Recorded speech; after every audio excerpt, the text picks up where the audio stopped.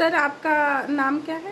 मेरा नाम डॉक्टर कृष्ण गोपाल तिवारी है। कहाँ से हो सर आप? मैं रीवा से हूँ। ओके, आपको कब से डायबिटीज़ है? डायबिटीज़ हुए मुझे 10 साल हो गया। ओके, तब क्या दिक्कत आती थी, क्या परेशानी थी, आपका HbA1c क्या था? दिक्कत परेशानी हमको कुछ समझ में नहीं आती थी, लेकिन मिशन डायबिटीज़ फ्री इंडिया से श्री रजनीश मिश्रा जी हमसे मिले। हम्म। तो उन्होंने बताया कि आप HbA1c करवा लीजिए, उससे आपको समझ में आएगा कि आपका शुगर लेवल कैसा रहता है। शुगर के कारण कोई परेशानी तो नहीं होती, ऐसा पूछे थे वो भी, लेकिन हमको ज़्यादा समझ में नहीं आ रहा था।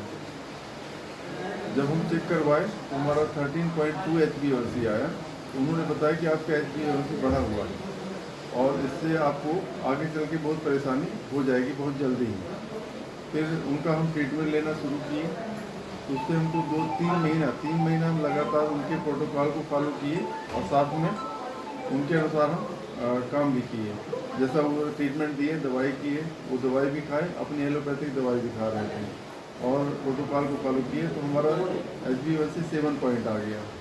और जब 7 पॉइंट आया, एक्टिविटीज़ किए, प्रोटोकॉल को फॉलो किए, दवाई किए, तब पता चला कि हमारा हाथ में जकड़न थी, हाथ मेरा उठता नहीं था, पैरों में झुंझुनाहट हो गई थी, बाथरूम में मेरी चींटियाँ लगने लगी थी, वीकनेस लगती थी, लेकिन समझ में नहीं आता था। लगता था कि सफ़र के कारण है, किसी दूसरे कारण से नींद पूरी नहीं हुई इसलिए, जबकि नींद भी नहीं आती थी पूरी।